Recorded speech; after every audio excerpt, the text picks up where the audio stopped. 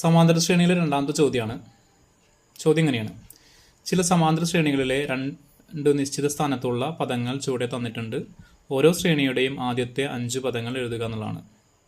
ഇതിൽ ഒന്നാമത്തെ ചോദ്യത്തിൽ 3-ാം പദം 34, 6-ാം പദം 67. അപ്പോൾ രണ്ട് വ്യത്യസ്ത സ്ഥാനങ്ങളിലെ പദങ്ങൾ തന്നു കഴിഞ്ഞാൽ പൊതുവ്യത്യാസം കണ്ടെത്താൻ എന്ത് ചെയ്യണം? പദവ്യത്യാസം ബൈ സ്ഥാനവ്യത്യാസം. ഇവിടെ ചെയ്ത പോലെ d സമം 67 - 34. തന്നിരിക്കുന്നത് 67 34 ആണല്ലോ. 6-ാം പദം 67, 3-ാം പദം 34 ആണല്ലോ. 67 - 34 ബൈ 67 എത്രാമത്തെ പദമാണ്? 6. 34 മൂന്നാമത്തെ പദമാണ്. അപ്പോൾ 67 - 34 ബൈ 6 - 3 ചെയ്യാം. അപ്പോൾ 67 - 34 എന്ന് പറയുന്നത് 33 വരിക. 6 - 3 നമുക്കറിയാം 3 ആണ്. അപ്പോൾ 33 ബൈ 3 പറഞ്ഞാൽ 11. അതായത് ഇവിടെ പൊതുവ്യത്യാസം 11 വരിക. അപ്പോൾ ശ്രേണി എങ്ങനെ എഴുതാം? നമുക്ക് ശ്രേണിയുടെ ആദ്യ പദം കിട്ടണം അല്ലേ. അപ്പോൾ x1, അതായത് 1-ാം പദം എന്ന് പറയുന്നത് ഇവിടെ തന്നിരിക്കുന്നത് 3-ാം പദം ഉണ്ടല്ലോ അല്ലേ.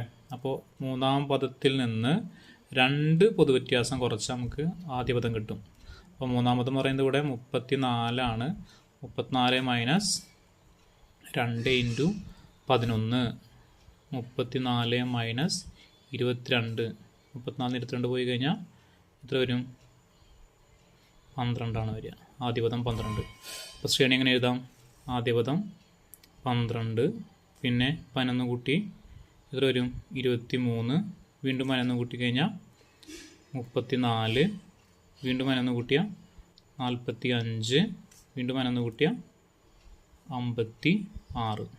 12, 23, 34, 45, 56.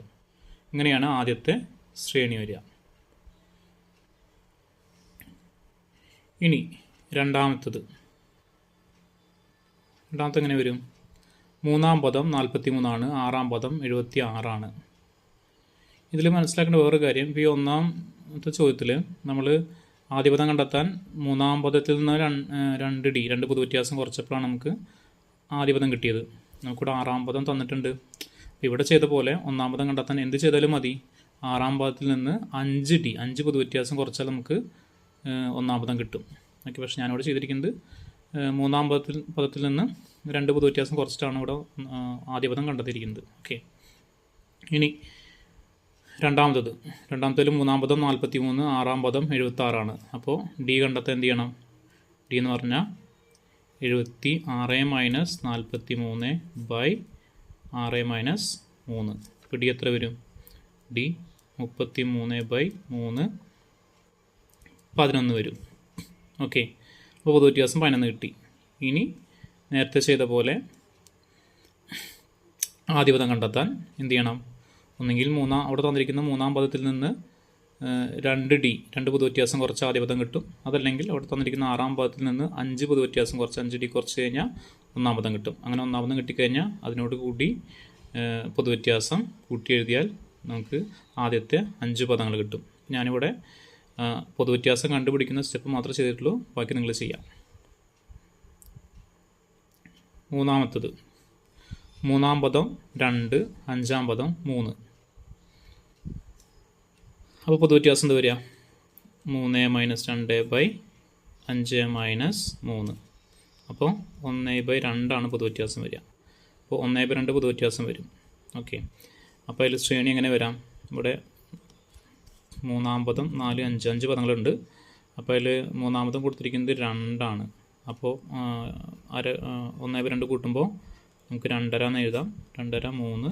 ഇവിടെ 2-ൽ നിന്ന് 1/2 കുറയുമ്പോൾ 1/2 1. അപ്പോൾ ശ്രേണി 1, 1, 1/2, 2, 2, 1/2, 3. അതായത് 1, 1.5, 2, 2.5, 3 എന്നാണ് ശ്രേണി വരിക. ഇനി 4-ാമത്തെ പ്രോബ്ലത്തിലേക്ക് കിടക്കുമ്പോൾ അവിടെ 4-ാം പദം 2 ആണ്. 7-ാം പദം 3 ആണ്. അപ്പോൾ പൊതുവ്യത്യാസം എന്ത് വരും?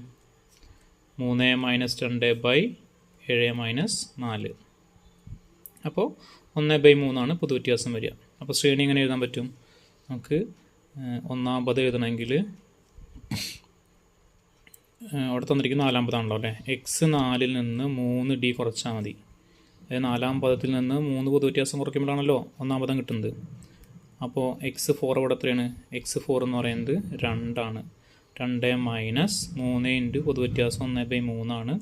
അപ്പോൾ ഈ 3 ക്യാൻസലായി കഴിഞ്ഞാൽ ബാക്കി ഇവിടെ 2 മൈനസ് 1 അപ്പോൾ 1 പൊതുവ്യത്യാസം വരിക. പൊതുവ്യത്യാസമായിട്ട് 1 വരിക. അപ്പോൾ എങ്ങനെ ശ്രേണി എഴുതാം? ആദ്യ പദം 1, പിന്നെ 1നോട് 1/3 കൂട്ടുമ്പോൾ എന്ത് വരും? നമുക്ക് കൂട്ടി നോക്കാം. 1 + 1/3 വരുമ്പോൾ എന്താ വരിക? 3 × 1 4 + 1 5 അല്ലേ? 3 × 1 3 + 1 4 4/3 അപ്പോൾ 1 അടുത്തത് 4/3 4/3നോട് 1/3 കൂട്ടുമ്പോൾ 5/3 പിന്നെ 6/3 പിന്നെ 7/3. അപ്പോൾ ഈ 6/3 അവിടെ 2 വരുന്നത്. ഓക്കെ, അപ്പോൾ ശ്രേണി എങ്ങനെ വരിക? 1, 4/3, 5/3, 6/3, 7/3.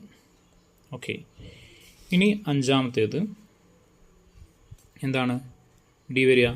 ഡി സമം 2 - 5/5 - 2.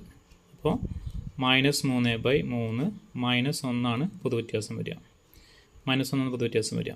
ഇവിടെ ചോദ്യം ശ്രദ്ധിച്ചാൽ നമുക്ക് മനസ്സിലാവും. 2-ാം പദം 5ഉം 5-ാം പദം 2 ഇങ്ങനെ വരുന്ന ചോദ്യങ്ങളിലൊക്കെ -1 ആയിരിക്കും പൊതുവ്യത്യാസം വരിക. അതായത് m-ാം പദം n-ഉം n-ാം പദം m-ഉം വരുന്ന രീതിയിൽ ചോദ്യങ്ങൾ വന്നു കഴിഞ്ഞാൽ അവിടെ എപ്പോഴും പൊതുവ്യത്യാസം -1 വരിക. ഇനി നമുക്കിവിടെ ശ്രേണി കണ്ടെത്താം. 1, 2, 3, 4, 5 പദങ്ങൾ. 2-ാം പദം 5. ഓക്കെ, അപ്പോൾ -1 ഇത് വരും. 5 കൂടെ -1 കൂട്ടുമ്പോൾ എന്ത് വരും? 4, 3, 2 ഇവിടെ 6. അപ്പോൾ ശ്രേണി എങ്ങനെ വരിക?